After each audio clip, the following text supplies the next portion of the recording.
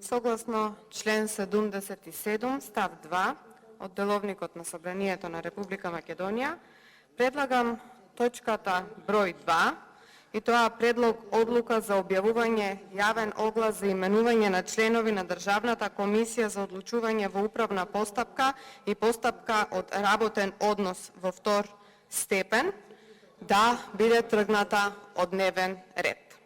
И сега ќе го дадам и своето образложение зошто сметам дека оваа точка треба да биде тргната од дневен ред.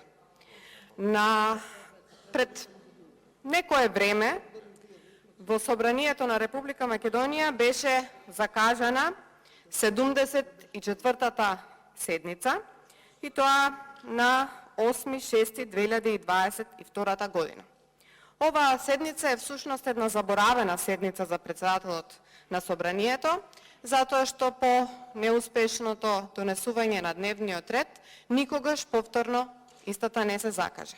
Токму на таа седница имаше еден предлог на закон за измена токму на овој закон за основање на Државната комисија за одлучување во управна постапка и постапка од работен однос во втор степен, токму за начинот на избирање и разрешување на овие членови кои што вие денес сакате повторно да ги вдомите во оваа комисија. Зашто станува збор? Со овој закон, односно со овој наш предлог на закон, во членот 4 треба да се предвиди основ за разрешување на председателот или членови на Државната комисија пред истекот на мандатот, доколку истите се член или на орган на политичка партија. Токму сега овде се гледа вашата искрена намера да ги партизирате сите институции во Република Македонија на истиот начин на кој што се обидувате да го партизирате и Уставниот суд, на кој што сме сведоци изминатите неколку недели на Комисијата за избори и именување.